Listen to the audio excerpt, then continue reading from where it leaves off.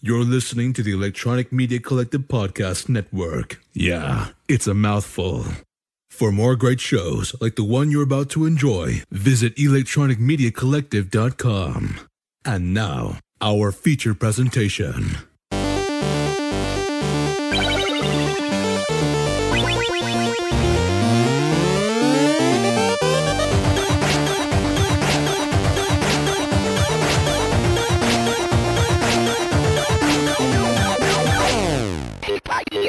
Welcome to the Grawlix podcast. This is episode number 85. Or is it? It is? Isn't it? Oh, you had the question mark in there, Melanie. Yep. Since we didn't have we didn't do our future predictions, and there's a good reason for that. Matt D, don't freak out. He said, okay, no, I can't sidetrack ourselves already. We have to introduce people. Okay, so I'm Randy. I'm Melanie. And I'm Jesse.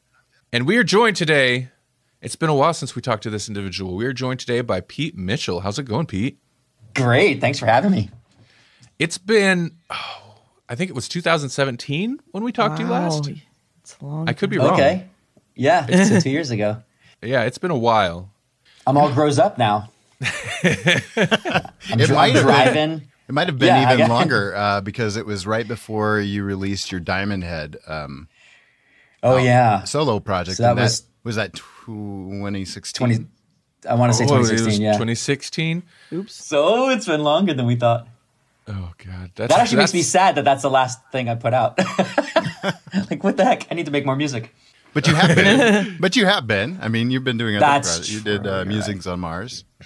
That's true. All right. I'll forgive myself. Good. You should. Well, let's go ahead and kick off with the first thing. This is, okay, so we've been wanting to have Pete on again for a long time because that was a great episode, and Pete's always awesome to talk to.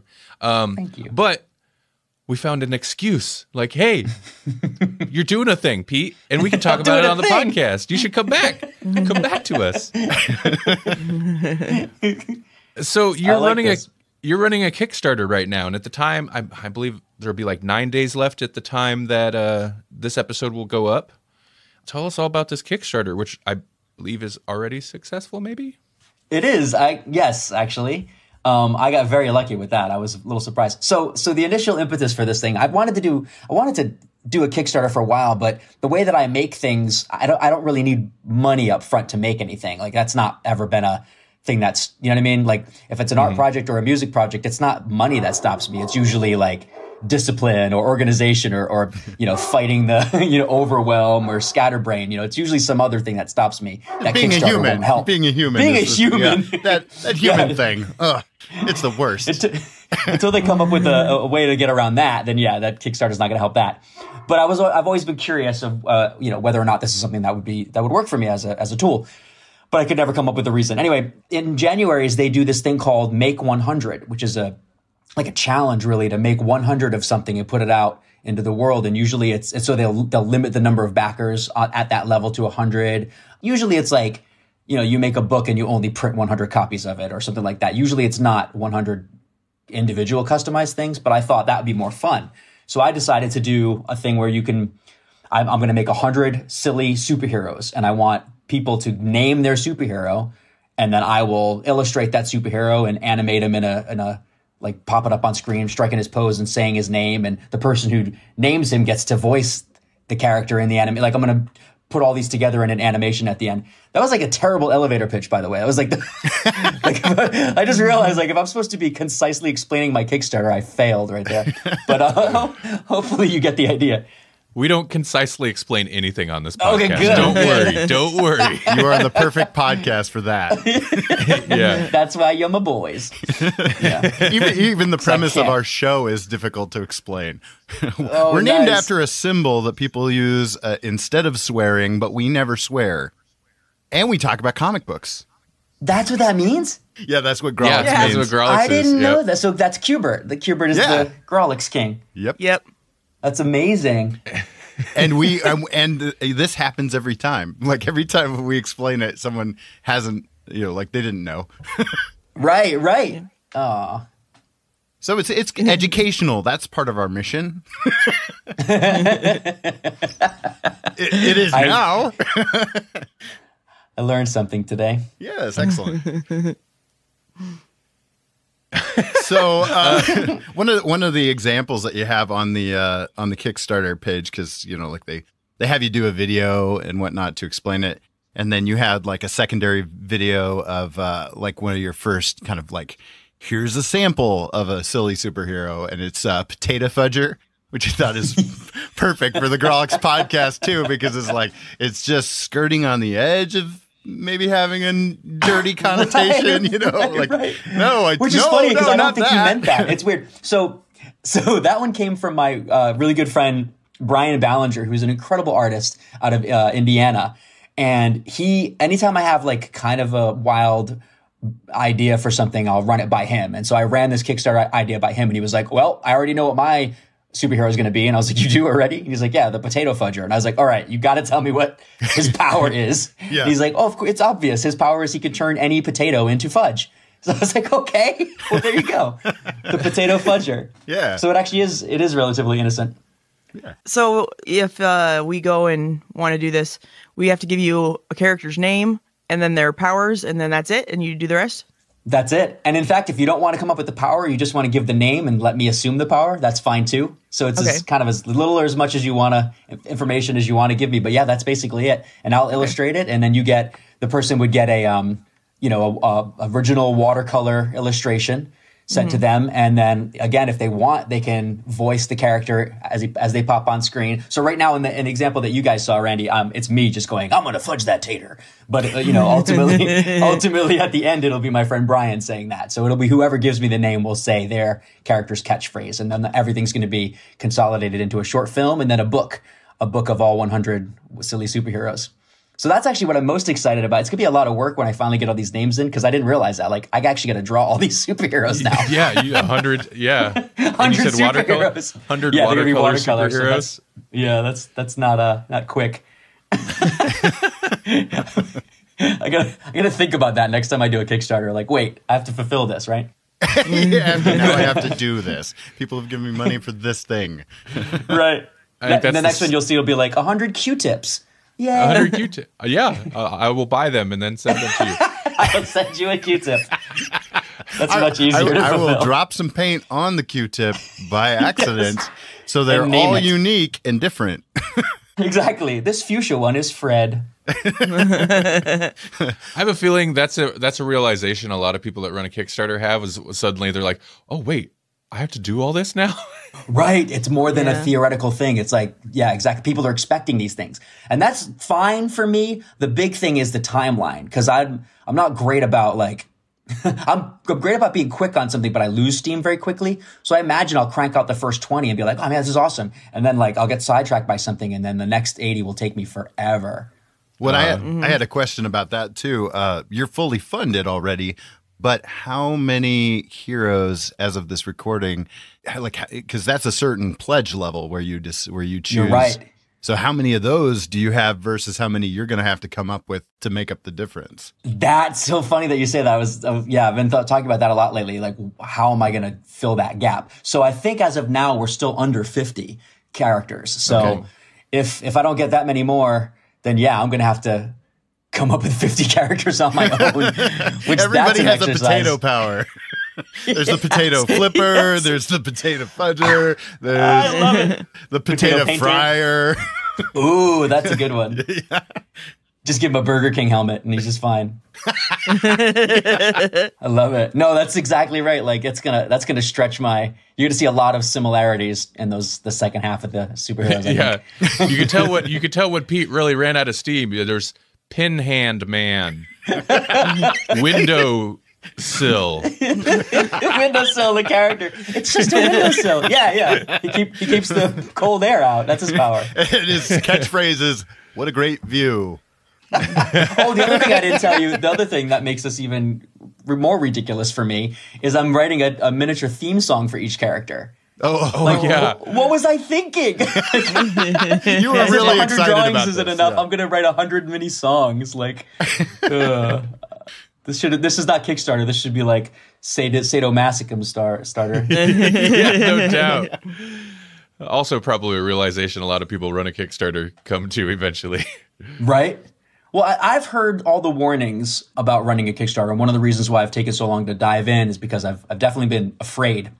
Because, you know, like as of recording, I'm 200% funded, which is good. But like, I have to realize a lot of that money is going to go to taxes. Then a lot of that money is going to go to Kickstarter taking.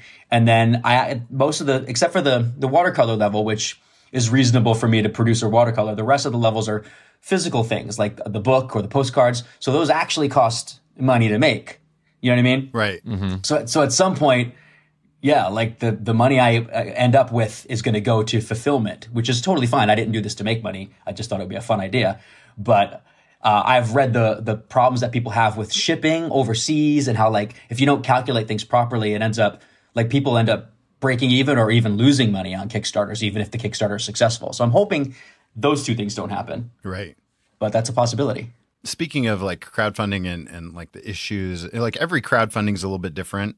And you've been doing a Patreon for quite some time.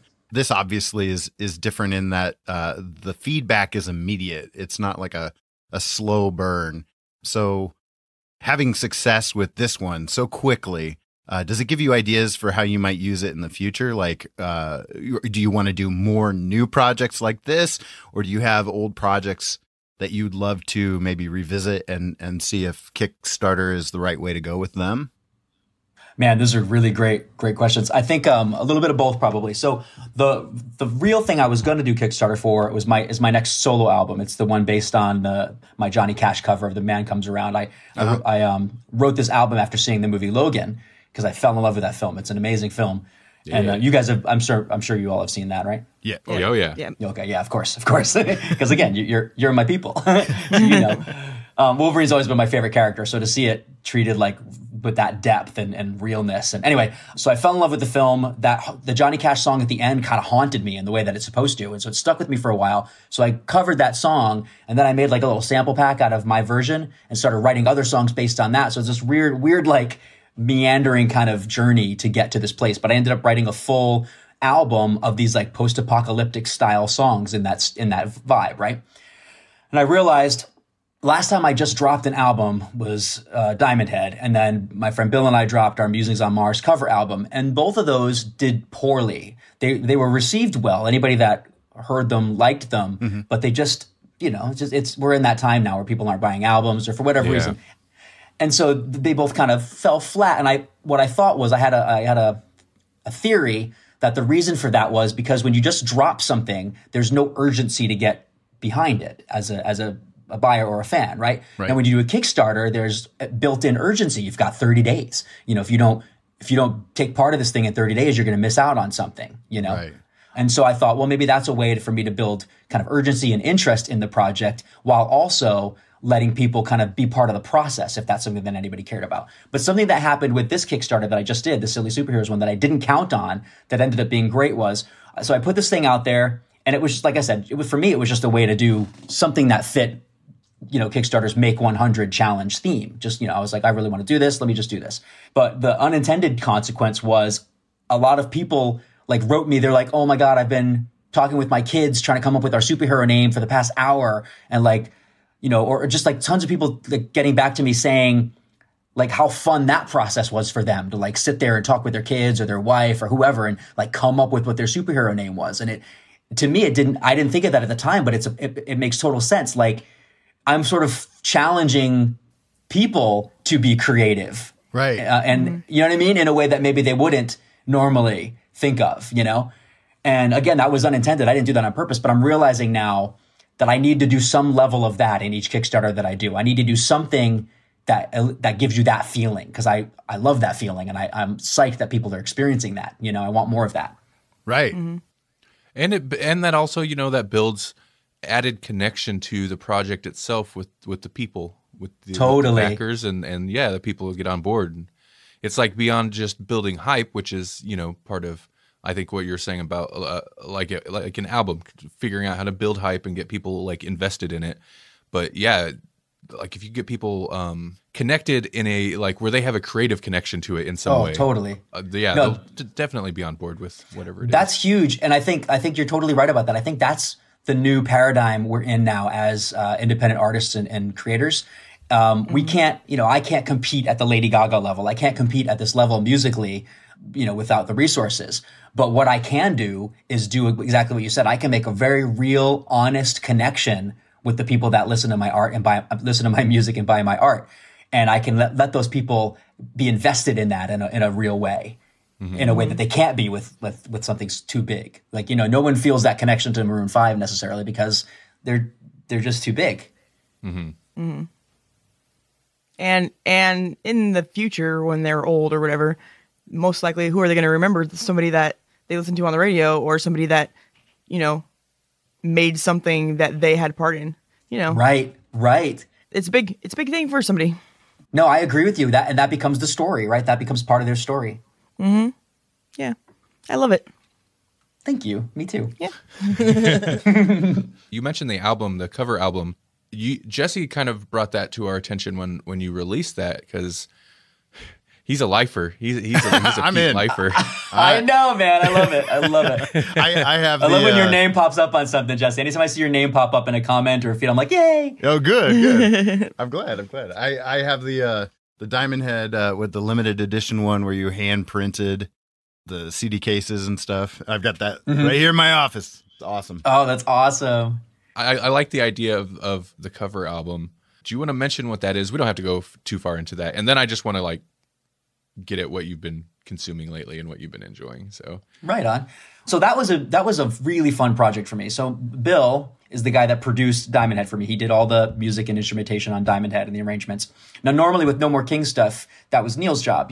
Any of our 3 No More Kings albums, typically, and there were variations in this, but typically I would write the lyrics and the melody, and then Neil would craft all the music around that.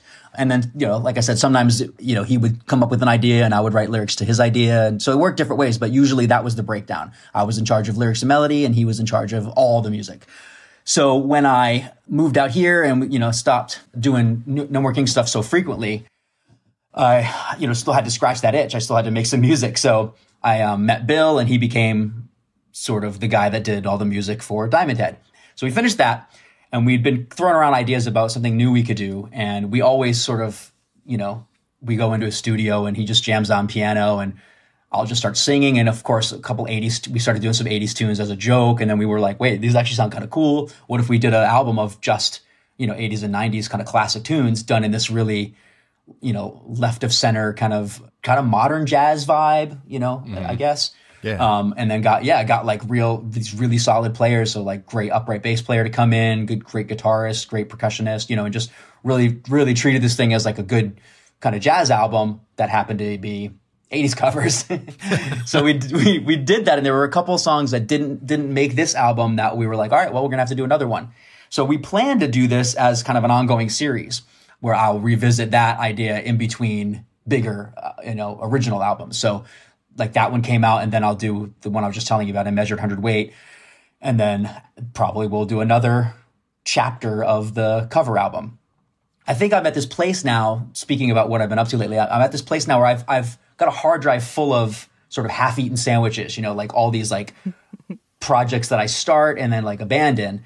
And so I've got 10 albums that are 60 to 80% done, that I just need to spend that final 20% and get them finished. So I think this year and next year, if everything goes according to plan, will be big for putting a lot of music out for me. So that's the main thing. And then the other thing is, as a visual artist, I've always, my whole life, teachers always told me I had to choose between art and music. I couldn't do both. They said, there's no way I'm going to be able to do both. And I fought that. I was like, yeah, there is, and I still feel like that's true to this day, but I'm realizing now that they were right in the sense that it's a lot harder. If I were able to just commit to music and I could have been, that guy that just toured and then recorded an album and then toured, and I didn't have any art I wanted to make, I didn't have any animation I wanted to make, no, you know what I mean? If I could only do music, yeah, I would probably be a little further ahead. And likewise for art, if I only did art, I'd probably be further ahead. I'd be better at it, and I'd also make,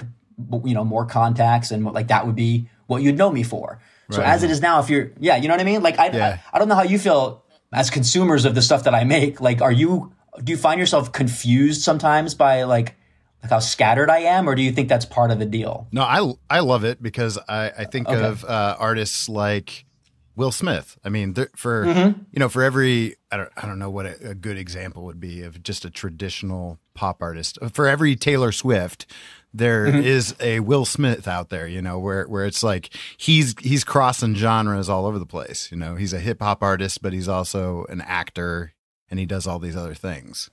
Right. Yep. As long as you do it well, and you're not like some J-Lo or something that I understand. You're not some J-Lo over here. Some Jenny from the block. Well, I think, it kind of makes, it's a weird connection because it's different. But you think of some of the somewhat popular, they're not like massive, but you think of some of the rappers where they're known for being a rapper.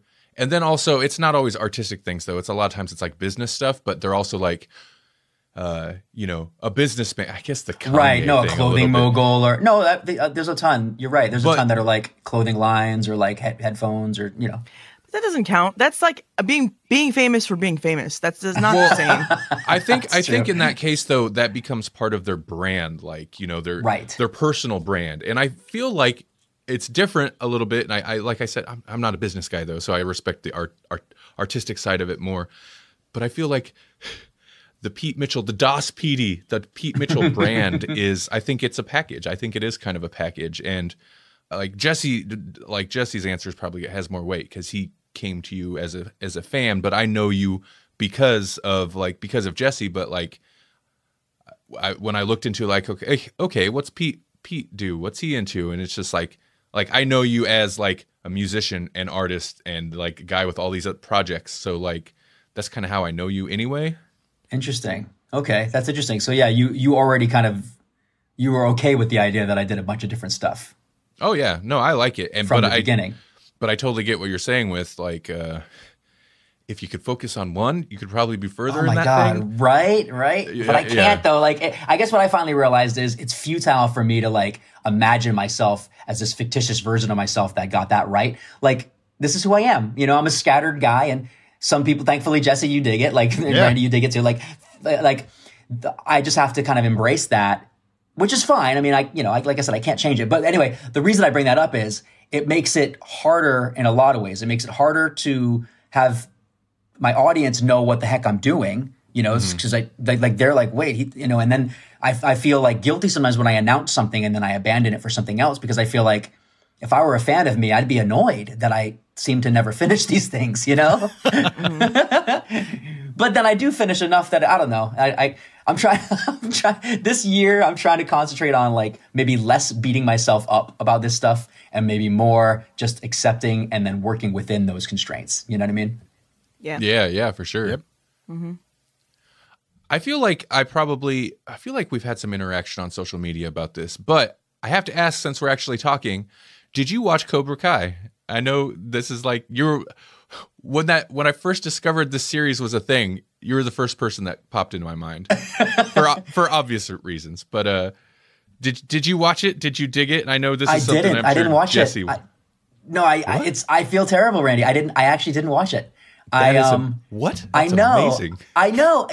It's weird. I almost am afraid to now, but the first reason was, I think there were probably some free episodes, but it was YouTube Red, and I didn't have YouTube Red, and I was like, I'm not going to get YouTube Red for one thing. I should have, because like, come on. But then also, I don't want to sound petty. This is going to make me sound petty.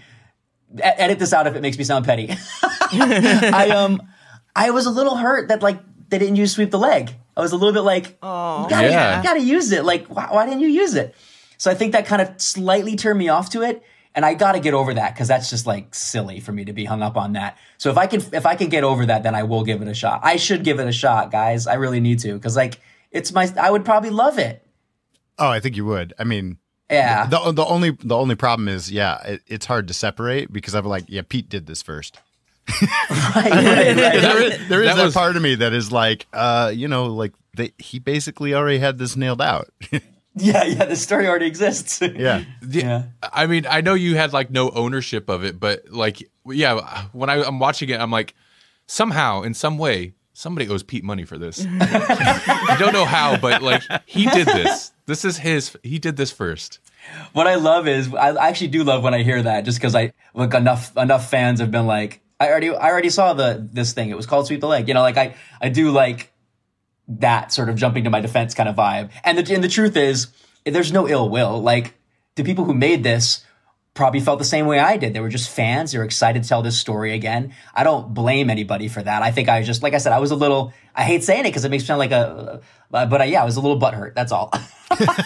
Yeah. No, I get Which it. is terrible. It's like aside from like, your personal connection to it, like what a missed opportunity of them on their behalf. Like, just use the songs. Like, I know, reach how out. hard is it? Yeah, exactly. Well, and they get imagine they get asked that about it too. I mean, like I'm sure they do. I've listened to like panels on where they've gone to the con and stuff, and inevitably somebody in the audience wants to know the story of the video Sweep the Leg. It's like, well, oh wow, yeah, I really? mean, like they've had to tell the story a few times, and it's like, well, you guys could have the song on the show. It makes perfect sense. That easy. Season 2 is in production now. I mean, and music is a big part of the show. So, God, you got to. I got to imagine there's a reason. Yeah, but I got to imagine there's a reason that they haven't. Like, it can't just be. You know what I mean? Yeah. Like, especially to hear what you say, especially if they're getting asked about it. Like, I've got to imagine that they made that decision creatively and said, you know what, it doesn't fit this universe, or whatever that reason is. I'm sure there's a reason. I'm sure it's not just, we're not going to use it. Like, it's got to be. Yeah, maybe they're like, it's too, well, I can't say. It's kind of on the nose, right? Like, and maybe they don't want to.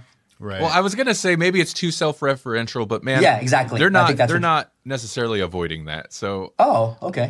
But maybe it is like, maybe they're concerned it would take people out of the universe. It kind of does, right? It definitely breaks the fourth wall. Referencing the universe. Yeah, exactly. That could be it.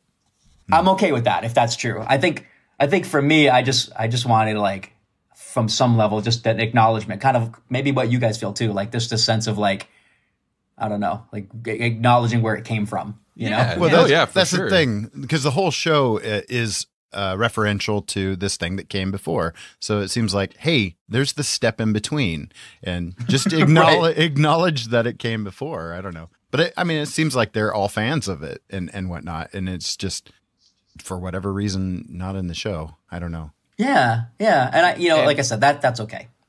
And that could be I don't know how it works with production companies necessarily, but that could also be a decision above some of the creators' heads. Totally. Yeah, maybe it's a rights thing. Maybe they don't want to get into the Sony. I don't know. Yeah, who knows? Could be any. Yeah, you're right. Maybe they don't want to get sued like Netflix keeps doing. Yeah. Yeah, nobody wants that. To touch on your point about YouTube Red, like, they happen to be doing, because Jesse really wanted to talk about it on the show, and he was a big fan of the show. He liked it, but they were doing like a trial, like you could get a week or a month free. Oh yeah, I think it was a month. Yeah, I remember that. Yeah, so that's when I should have done it. That's when I did it, and then after that month I canceled it because it's not worth it. The YouTube. There's nothing else. Yeah, there's nothing else on. Like, that's it's the only thing really worthwhile. Yeah, I guess there's some like there's that minefield or whatever that. I've heard about that. Yeah. Oh my the guy you like, Melanie. Yeah. God. Like, there's a couple interesting shows, but it's like that's just kind of a more like a bigger budget thing, a version of what's already on YouTube for free, right? As opposed to, like, at least, I don't know.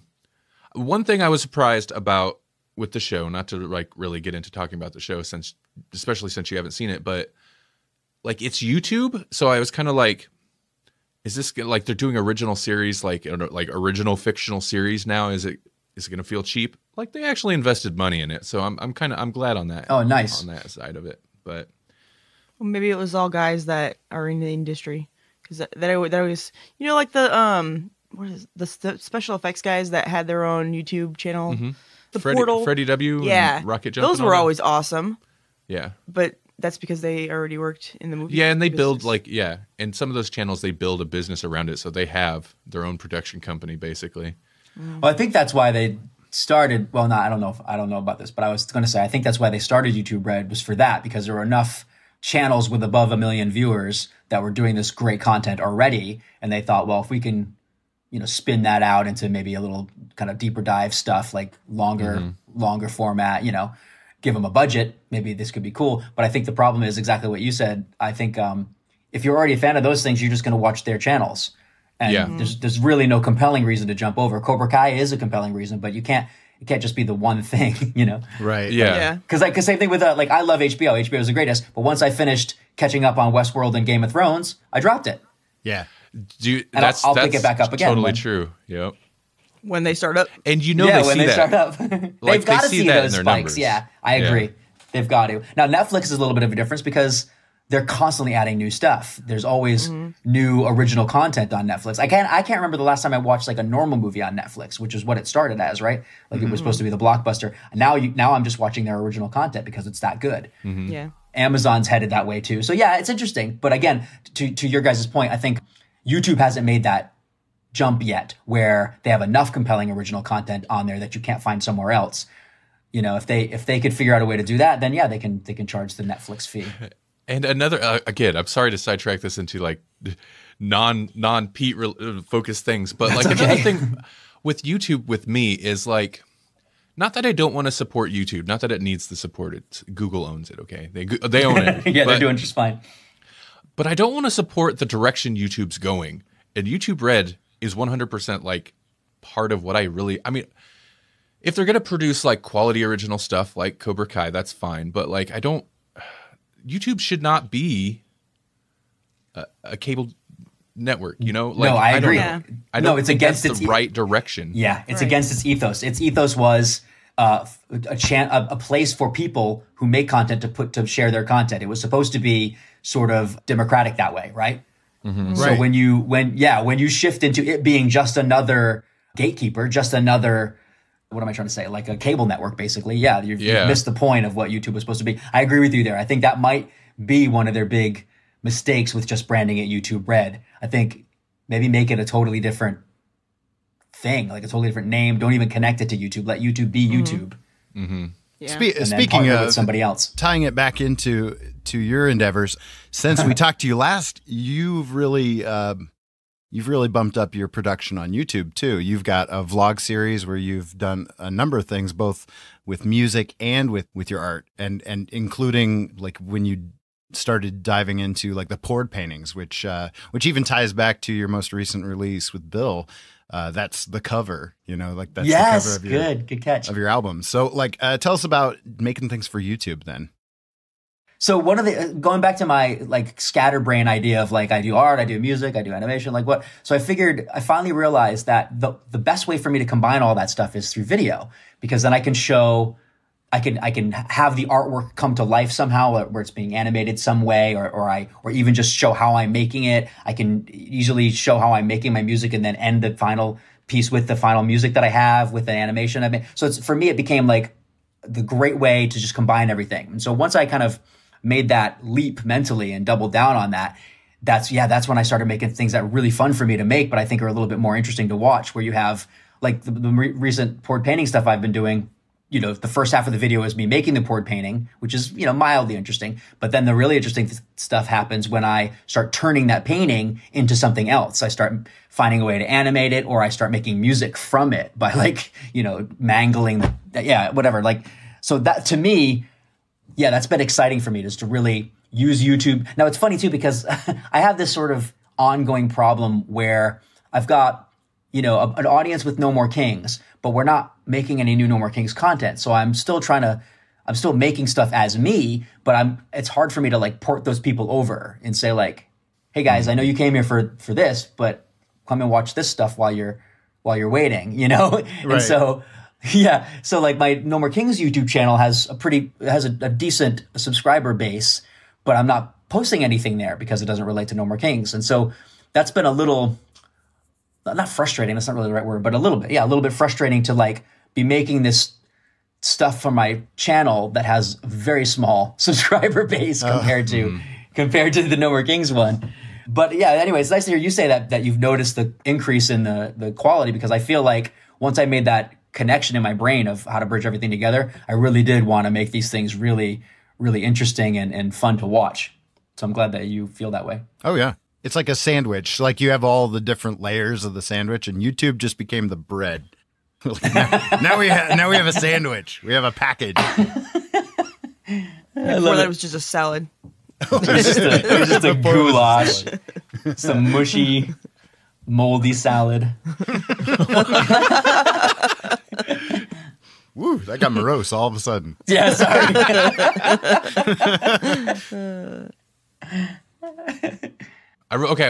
This is jumping back into the interview. It wouldn't be a Grawlix interview if we weren't kind of all over the place. But you mentioned Logan and being a big fan of Logan. Just out of personal curiosity, did you watch the black and white version? Have you watched? I've seen it on Blu-ray, but I didn't get a chance to see it in the theater. It screened a couple theaters here in Las Vegas, and I just missed the screening. So I did see it, and it's incredible. Like I definitely see how that was the intention, and then the studio said no, let's do the color. So he was able. Well, I think I guess it probably changes from time to time, like depending how the director's feeling about what the ultimate decision was. But I don't know if it was the original decision, but at some point while filming it, for sure, they were like, it'd be awesome if this was black and white. So they shot it with that in mind. Oh, great. But also knowing it was going to end up being color. But yeah, the high contrast lighting.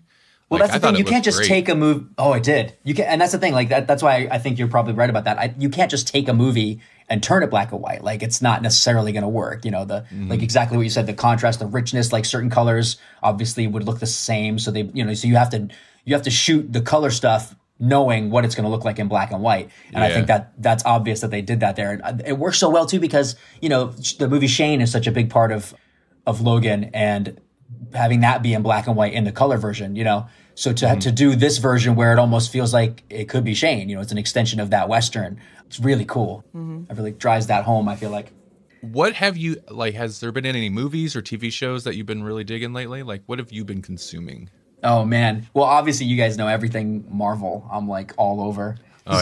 This is a really exciting year for me because we've got, Captain Marvel coming up, and then we've got, obviously, Endgame after that. And then even, I know it's not Marvel Studios, but it's a Marvel property. Even the Dark Phoenix stuff I'm still curious about. Sure. I think that'll be really cool. So there's enough stuff coming up this year to get me. But Infinity War was mind-blowing. I mean, that film totally rocked me. I just rewatched it. Me too. Yeah, not too long ago. It was the second time we saw it in the theater, and then I rewatched it not long ago, and it's awesome. Like it's just it's good. The fact that they were able to pull it off, and again, I mean, there's very few people that would be able to go into it not knowing anything about the Marvel universe, the cinematic universe at all. But I'm still very curious as to how that movie comes across to somebody who doesn't know who's never seen one of the other movies. Yeah, but I think it works still. Yeah, I think it would too. I think the story at least would be engaging enough, or at least the spectacle. But yeah, and they give you I think that's why I'm so impressed by that film. Is I don't know anybody else that could have pulled kind of what you're saying. I don't think anybody else could have pulled that off. It manages to be a standalone film while really still referencing all 19 of the previous films. The fact that all the characters are on screen and you have to give everybody equal time. And I've read interviews where the reason why maybe we got a little less time with the original Avengers is because they're going to be prominent in Endgame, because obviously they're the ones that survived the snap. So even knowing that, you're like, oh, I get it. Okay, so they were trying to spread out the screen time a little bit more for the other guys that are going to not survive the snap. You know what I mean? So, but there's just so much. What a balancing act, really, to pull that off and get us where it didn't feel overwhelming. Like we were along for the ride. It was exciting, but we still had enough time for really meaningful moments too, and time to let everything sink in. We had a villain that you could kind of, you don't agree with him, but you understand why he thinks he's doing the right thing, and my favorite part about that movie was in screenwriting, the hero is sort of the champion of the premise, right? The moral premise. And so in a cops and robbers movie, that premise might be crime doesn't pay. And so the hero is the cop who's going to prove that premise, that crime doesn't pay. Then you have the villain who's the champion of the anti-premise. He's the one that says, no, crime does pay, and I'm going to prove that. And so the movie works because you have those two premise and then the anti-premise at odds. And you know, you have these champions for each of those things. One of the reasons why I loved this movie so much is I know that, and I see that in movies, but it's a little harder to find. This was like right up front. So Thanos' whole point is he's going to trade half the universe's lives so that the other half of the universe can live. So in his mind, he's literally trading half of all life to make the other half of life better. And several times it comes up for the Avengers where they say, we do not trade lives. We just don't. Like, no one's life is more important than another. We don't trade lives. Like that line is said. Vision says it. You know, like, it's just, I've never seen it done that clearly where you're like, wow, like this is really, those are the two sides of the argument basically. And it's being, do you know what I mean? No, yeah, for sure. It's just a work of art. The whole film is just a work of art. It's a work of art and it's a work of craft. Like, it's really the craft of filmmaking, I think I loved it. I thought it was a masterpiece. But anyway, so TV stuff. So obviously Game of Thrones, I'm super psyched about getting back into that. Westworld, I'm crazy excited about where they'll continue to go with that. Both those seasons are amazing. I'm really ready for another Black Mirror. I didn't watch the interactive one yet. Have you guys done that? Bandersnatch? Yeah. Oh, I'm excited to. It's pretty cool, man. I liked it. I should just do that. I liked it a lot. I've done it twice. Once by myself and then once with Melanie. And you got different endings? We got several endings, but no, Melanie found, for the most part, a lot of Melanie's decisions were the same ones I made. So a lot of it kind of took the same path. But then I found a weird ending, and she found a weird, very fourth wall breaking, like literally fourth wall breaking ending, and I was like, wait, what? Like, yeah, it was, yeah. That's exciting. You could tell when there's like two endings that are kind of wacky, and the other ending, like the other final ending I got, because I guess there's 5 main intended final endings, but there's also several others that like will come to an ending, but then give you a chance to jump back to a different point. But there's a couple that are pretty wacky, and then the other ones are depressing, very Black Mirror. Yeah. Very depressing and bleak. Oh my god, yeah, that show is so good. I thought okay, I don't say exactly what happened, but at some point when he's like, let's fight or whatever, it was hilarious, and I'm like, this is not real, this is not this show. It's kind of out of character for the show, right? Yeah, but it's okay, because at that point, like, that happens, and then it's like, or you could jump back to here, and so, you know, most people probably jump back and then eventually they correct it. Basically, it's kind of fascinating because apparently they say on the shorter end of it, you could run through it in about 40 minutes and get like one of the intended endings. On the longer end, you could go through it for like 3 hours. Oh my goodness. Like, it's pretty wild, and there's a lot of stuff, and it's really well done. Just like, if you do it on a computer, on a phone, it's a little more obvious. If you do it on the computer, it works pretty seamlessly. That's where I would do it. Yeah. Other than the slightly awkward, like solid 10 seconds that it'll like hold on a shot while you make your decision. Sometimes you make your decision and then they just stand there for a while, and it's just like, okay, let's go. It's a little awkward, funny. but that's funny. It was pretty cool. It's worth checking out for sure. And like, the premise is the idea of the story is all about like the premise of the gimmick. And right, for me, that's what I think I'm gonna love. Yeah, the fact that it's self-referential that way, because it's even a period piece, isn't it? Like, isn't it the early? Yeah, it's beginnings 80s of when. Yeah, so it's perfect. Yep. That's when that stuff was coming out, and oh my god, I always wanted someone to do something modern with that format. So it's good to see that they did. There was a resurgence of even text adventures recently on like Steam or whatever, like you know, like independent, because they're very easy to make. Not easy, but they're low barrier in terms of programming. Yeah, man, that's cool. Yeah, I'm excited about that. What kinds of stuff should I be watching? Oh man, so I've opened a can of worms.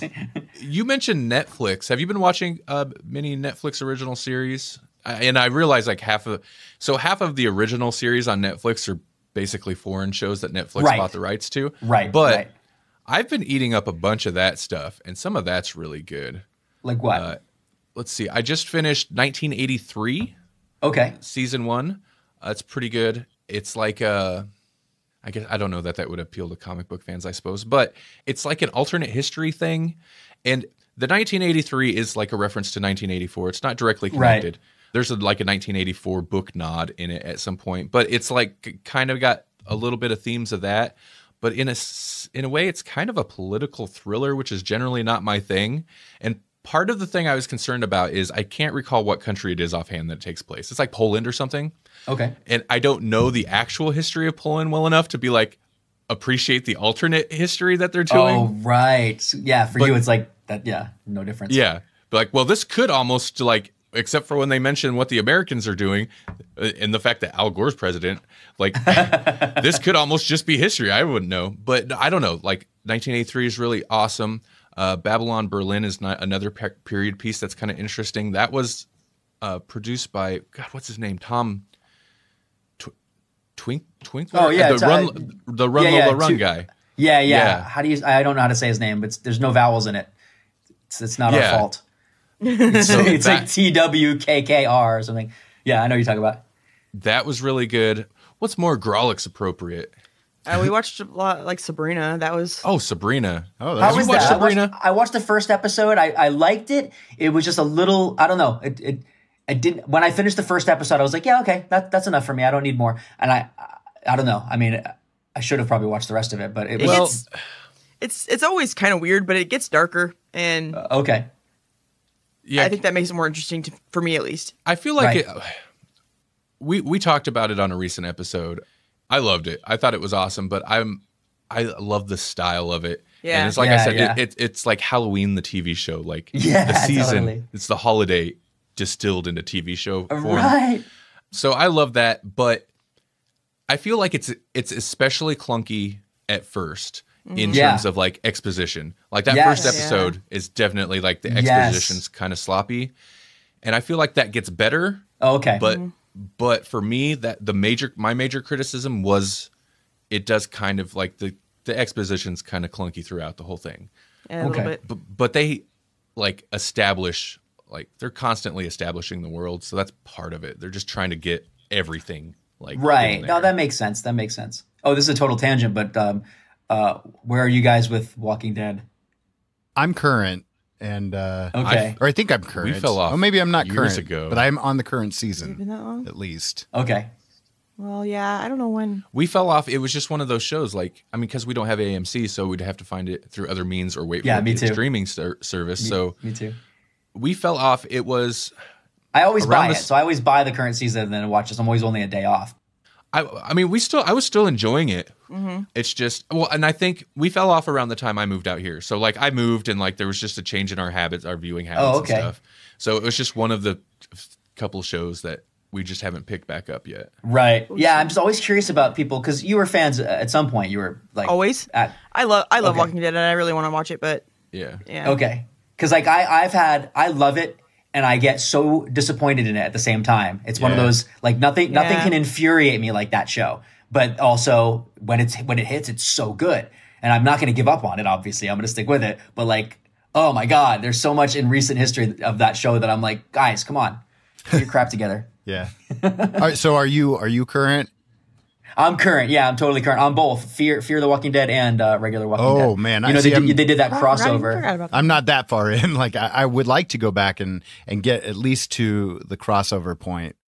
Fear is fun. Fear, it's completely different. Yeah, right. I don't know how much of that you watch, but it's interesting. Yeah, when it gets to the crossover, it's kind of nice because I love Morgan, and so it's fun to just see Morgan doing more Morgan stuff. You know, sure. He didn't get that much screen time in the regular Walking Dead, so he kind of runs the show in Fear when it switches over. Oh, so. He goes over to Fear, really? Yeah, that's how far back we are.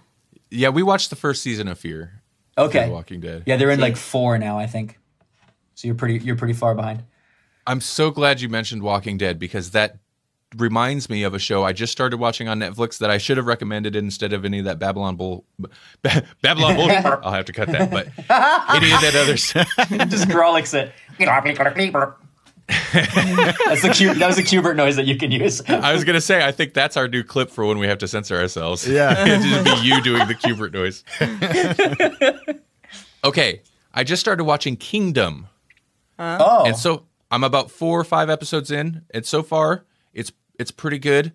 It is, man, I don't want to get the country wrong. It's not Japan, but it's like, okay, so it's like. I'm gonna look this up for you real quick. Asian zombies.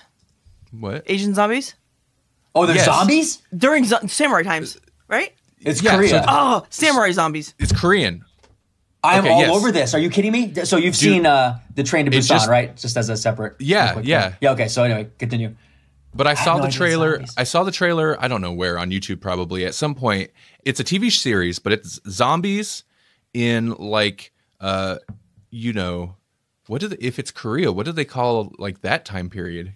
I don't know. Oh, right. Like not Edo, but like, yeah, the Yeah. Japanese equivalent of the Edo period, right? Like Exactly. Yeah, it's that time period. dynastic. But it's like modern style zombies. It's not Weird. That sounds crazy. with the infection, and they kind of have their own like slightly different rules. Like they're not they sleep during the day. Like the zombies, like they go and like hide so like people can like Oh, like I Am Legend style almost. yeah, and then at night they come out, and it's That's so cool. dude, it's so love interesting to see that type of setting, you know, with the modern gory, because it is that modern gory zombie thing. I'm But all it's over pretty that. cool. That sounds like, cool. yeah, you should check that out. I've been enjoying it. I remember seeing the thing for it. I had no idea it was what you just said. For some reason, it didn't look interesting to me because I guess there's no way to show all that in a thumbnail. Yeah. No, yeah, it's pretty good. And I'd say it's pretty effective in the zombie stuff. There's a couple times like there's a lot of like not to just group them all together, but like especially Korean entertainment, tonally, like their stuff will kind of be all over the place. Where it'll be like melodramatic one moment and then kind of comedy goofy the next moment. Yeah.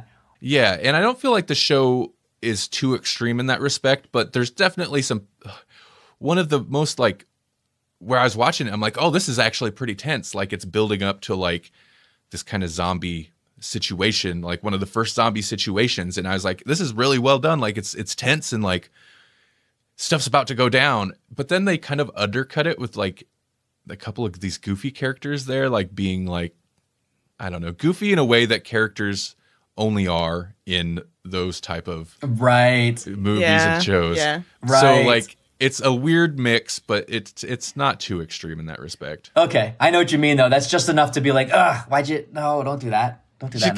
No. Get those two guys out of there. They're not necessary. Right. They're dragging down the tone. The Guildenstern and Rosencrantz. Yeah. But yeah, anyway, sorry. Yeah, you should check that out. I think you'd like Yeah, that sounds awesome. No, it's cool. I mean, I know there's that other Z Nation, which I tried to get into, and I just thought it was terrible.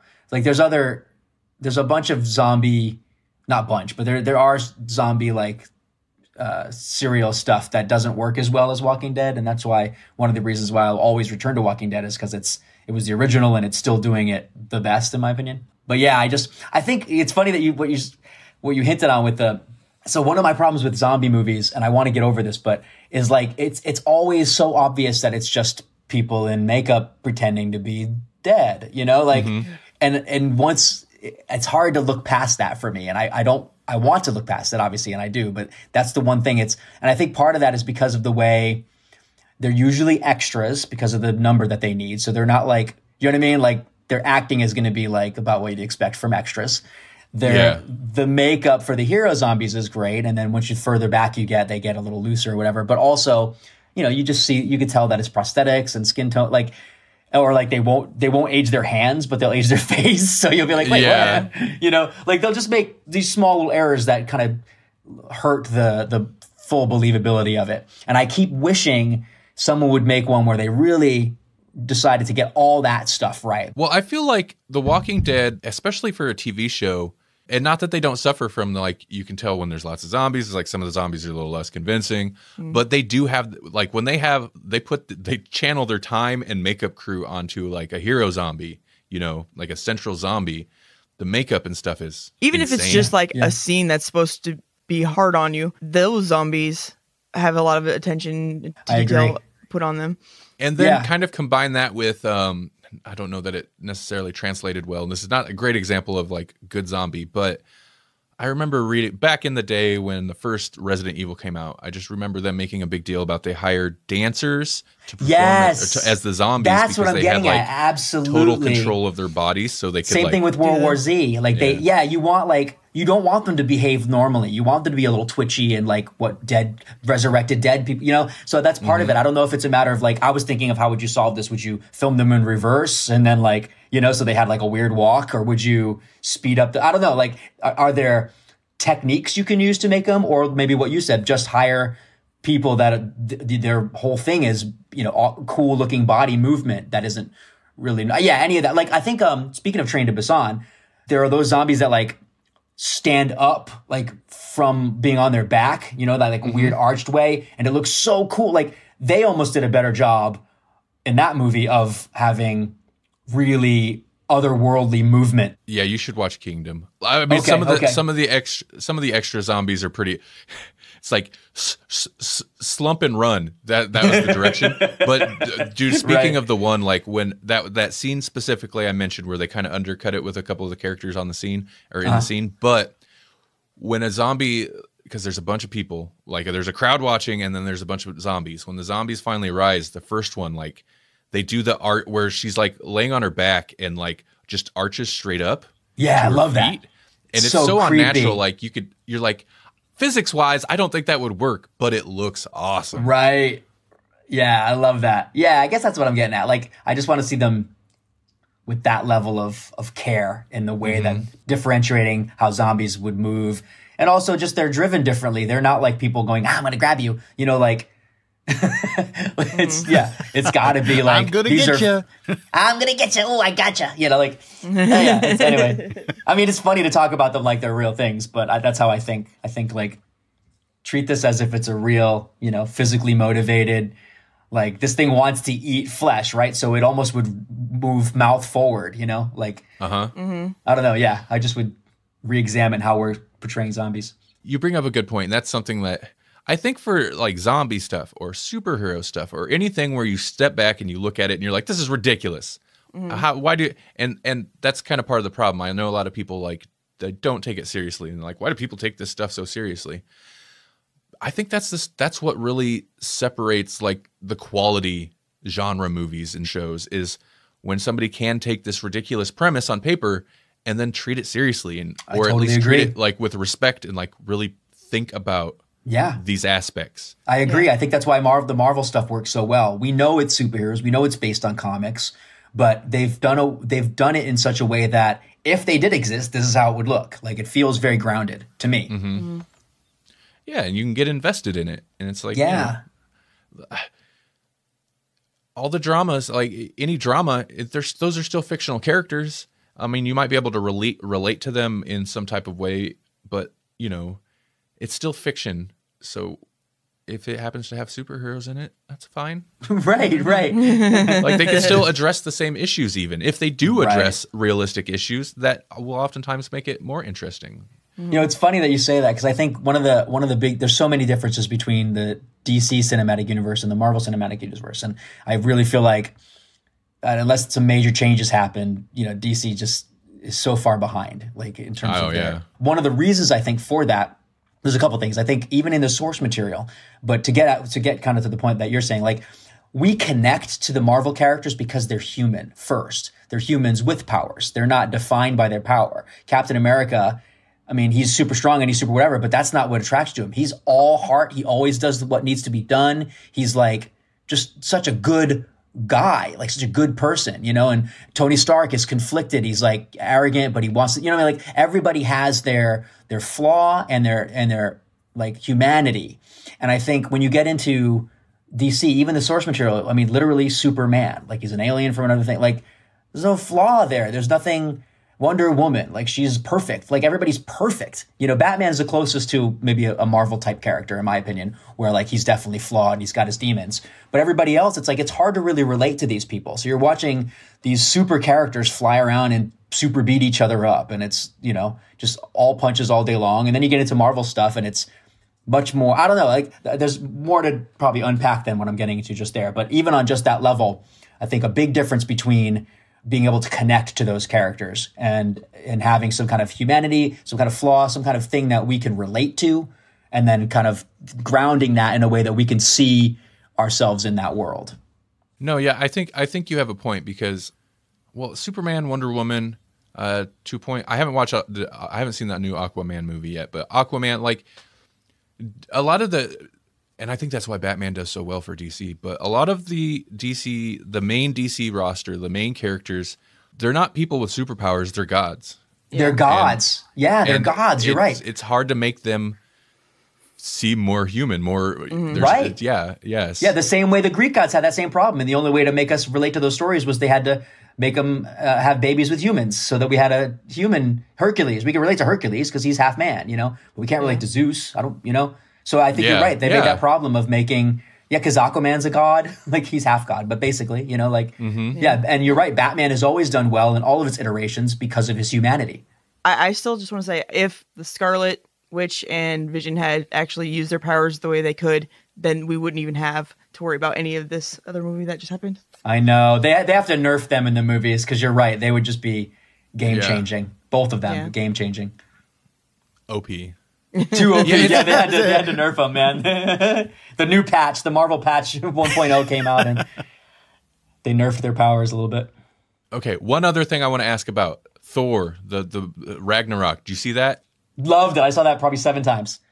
Oh, so good. It's so good. So good. Like, which is great because Randy hated the first one. The first two. The first two are like, they're meh. They were my least favorite of the Marvel films until 3. The second one was okay, but it was forgettable. The first one, I hate. I left that theater. I didn't pay for it. Luckily, one of Melanie's friends paid for us and took us. But I was kind of upset when I left the theater. Yeah, I was not happy about the Marvel Universe at that point. I was like, really, guys? You had Iron Man, which is a slam dunk, and then you do this? Come on. Thor Ragnarok was such a turnaround. It was so good. And like, it kind of sucks because it breaks a little continuity in the universe because they changed the character. No, totally. Quite a bit. But they changed it for the better. That movie's so good. It's so fun. And my only beef with Infinity War is that there's no Jeff Goldblum. Dude, Jeff Goldblum makes everything better. Like, just add more Jeff Goldblum to each movie and you're gonna be fine. Oh, he's so good. He's so good in that. He's so ridiculously good. Like, again, having seen it 7 times, you get to watch the nuance of. I've always loved Jeff Goldblum, but he has his style. He has this kind of what about this? He does like that. He's got that delivery, which I love. But something about this character was so well. I don't know, man. His performance is off the chain. It's so fun and nuanced and really interesting. And like, oh God, he was so good in that movie. You always feel like he is legitimately just discovering something. He's like, totally. Oh, that's good. Yes, Let's do that. Yes, it feels real. You're right. It feels so real. I saw him a couple times in LA when I lived in LA because he has a jazz band that he plays with. He plays piano. He's so much fun. He seems like the nicest guy in the universe, and he's just up there having a great time playing and singing. And I don't know, man. Like, if I didn't already love him, I fell in love with him watching him play piano. Oh, sure. Yeah.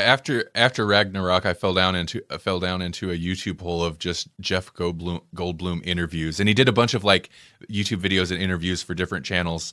Kind of cool. To promote the movie a little bit. Oh, it's so good. It's so funny. Like even just stupid ones where there's one where I don't know. It's one of those magazines like not GQ, but some magazine has a YouTube channel and they'll have celebrity interviews and stuff. But one was just like showing Jeff Goldblum tattoos people have of Jeff Goldblum and just his reactions to these tattoos, and it's just endlessly fascinating to me. Oh my God, I love it. Dude, if you get a chance, watch Ragnarok with the director commentary. Taika Waititi is one of the funniest humans on this planet. Oh, yeah. And that commentary is like gold. His daughter keeps coming in and interrupting him, and his daughter like doesn't like the movie. She's just like, meh. And she like leaves, and he's like, all right. It's so funny. Oh, man. What's he doing next? I want to know. I know. Well, I mean, the character's not gone, and he's the brother of the collector, so he should appear in another Marvel film at some point. Yeah, huh? I want to know. But yeah, I don't know if he's got his own stuff going on. I would watch anything that he does. I know what We Do in the Shadows was going to be a TV show. Mm-hmm. Oh, that makes me sad because it's going to be terrible. I think we don't do a good job of. I think he was involved. Was he? So I think he was involved, but they were also going to, and I don't know if this is still a thing, they were also going to do a TV show based on the werewolf characters, and I don't feel like that would be nearly as strong. That was supposed to be another movie called We Were Wolves or something. Yeah. Yeah, I agree with you. That's not quite as strong, although very fun. Rhys Darby is really, it's good. But no, my problem is that movie was so perfect, and I watched some of the like American version stuff, and it was just awful. The same way like most people watch The American Office without having seen the British Office, and so they loved it. But if you've watched the British Office, you can't watch the American one. It ruins it because the British Office is so good. And then you watch, the American Office became its own thing after a while, but season 1 of the American Office, where they tried to basically use the same script from the British version, it's just painful. It's painful. It's so awkward to watch them miss the comedy. Do you know what I mean? Mm-hmm. And I feel like that's what's happening with What We Do in the Shadows. Our American version of it doesn't have any of the subtlety or charm that the New Zealand version had. And I hate when that happens. I don't mind the idea of redoing something and bringing it to a wider audience. I'm okay with that. It's not that I'm against, that, but like you gotta get somebody that really gets the tone. Yeah. I think they should just force people to learn to read and make them watch the originals because... Yes! Well, and those are even like, they're in English. Yeah, those are not even... Yeah. Well then yeah, what? Like Broadchurch or something, they even had Tenet in the American version, but I'm not going to watch it. I didn't even know they made American version. It's called Grace Point. You don't need, it's the same show, only not as good, But why would they do that? Especially in the world of streaming, just point people to the source material. Yeah. Well, I think it's weird. Fox owned Grace Point, and Fox wants to make some money too, so they want to have their own version of the thing. There you go. Let the Right One In bothers me a little bit. I think that was a fantastic movie. There was no reason for them to remake it. Yes.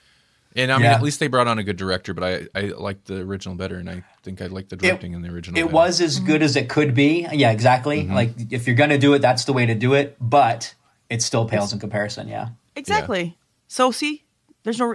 Anytime they remake it, it's never going to be as good. Yeah, I know. Was there anything else specifically you wanted to mention? Did you want to talk about?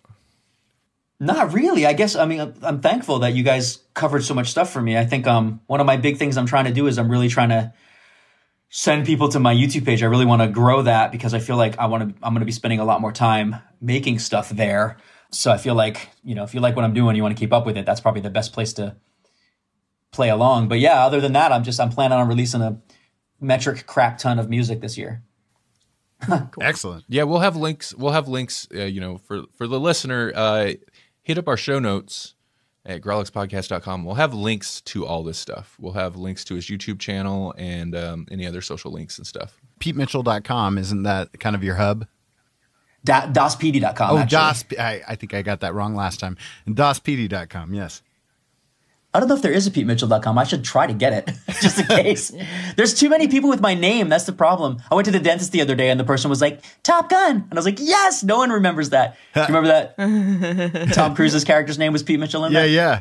Oh, and I was looking at Spotify today, and who's that guy? Oh my God, it's on your artist page? I know. I your hate that. most popular song is not me. Is a reggae artist. Really? Yeah, it's not me. But the thing is, and it's not that popular, but that makes me sad. Like that, I can't get enough streams to knock it off the page. I want to get enough streams to knock that off the page so that it's not there anymore. So go to the Spotify and play Pete's stuff.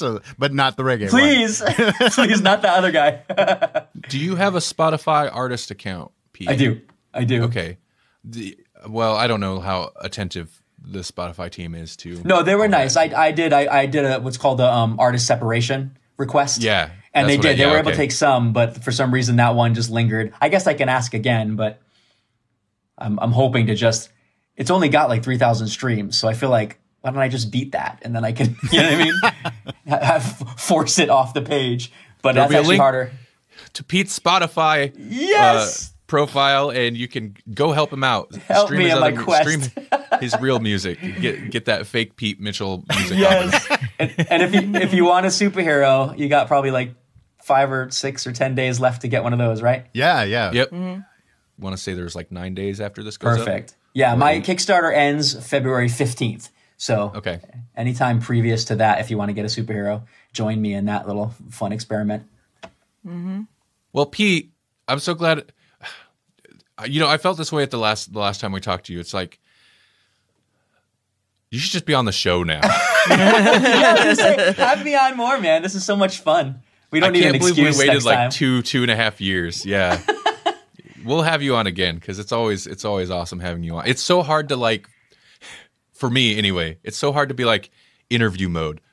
We need to talk to Pete about Pete and Pete's projects. And Pete's problems. No. Yeah, right. No, honestly, I kind of love that, guys, because I don't think I do that well in that format anyway. I kind of love what you guys do. I'd rather just talk to you like about fun stuff. You know, it doesn't matter if it's something I'm doing or not. This is perfect. Yeah, excellent.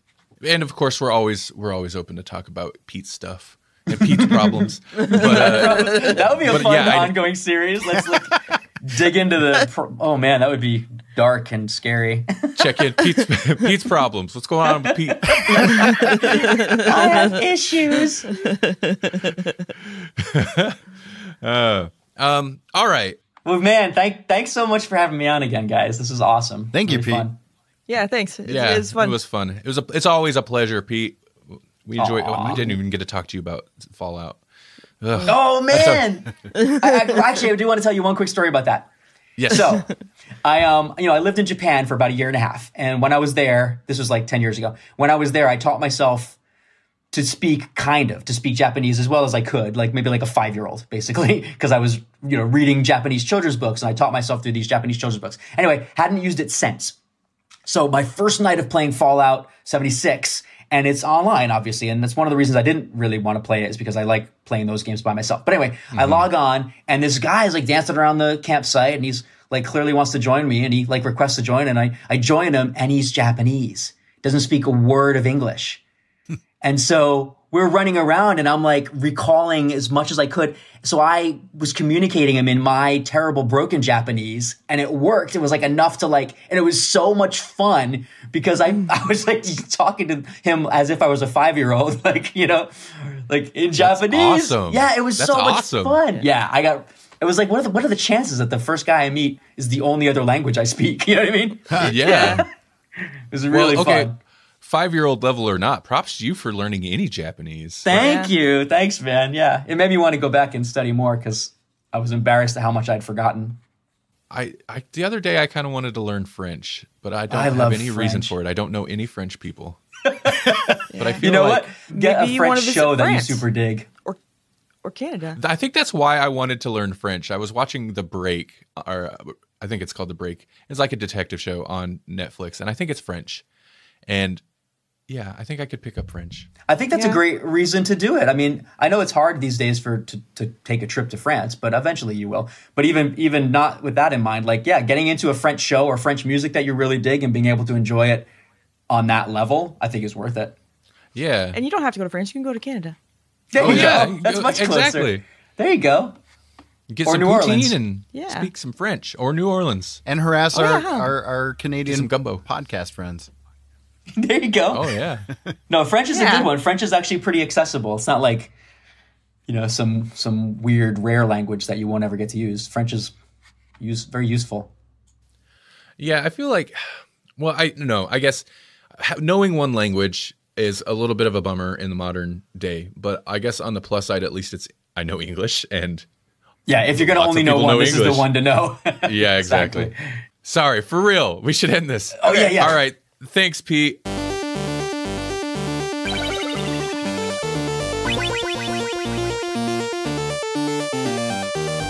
Thank you for listening to the Grawlix Podcast. The Grawlix Podcast is a production of the Electronic Media Collective and Vorpal Arrow Studios.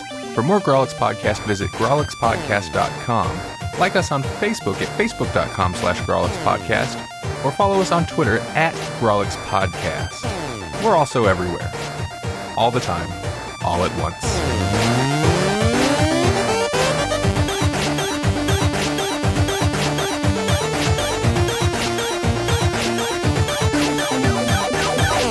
Yeah, man. Anytime, like, if you ever think of it, like, hey, Westworld, what's the Grawlix guys doing? Oh, Westworld. Because Randy loves Westworld. So I'm a huge fan. Yeah, so, it's great. Let's do a Westworld episode. Yeah, I'm down. When is season 3 coming? Probably 3 years from now. Dude, why do they do that to us? I know, it's so rough. The problem is like the like high quality, super expensive shows are taking like the 1.5, 2 years between seasons. Yeah. So the lower quality. Okay, I'm gonna reel that back. Not the lower quality, but the shows that maybe don't need it feel like they can do it now too. Right. No, Doctor Who, you don't need to take a year off. Do the show. Yeah, they're filming it. Yeah, like they're already doing it. So it's like, why is it going to take a whole year? I don't understand. They're just hoarding it.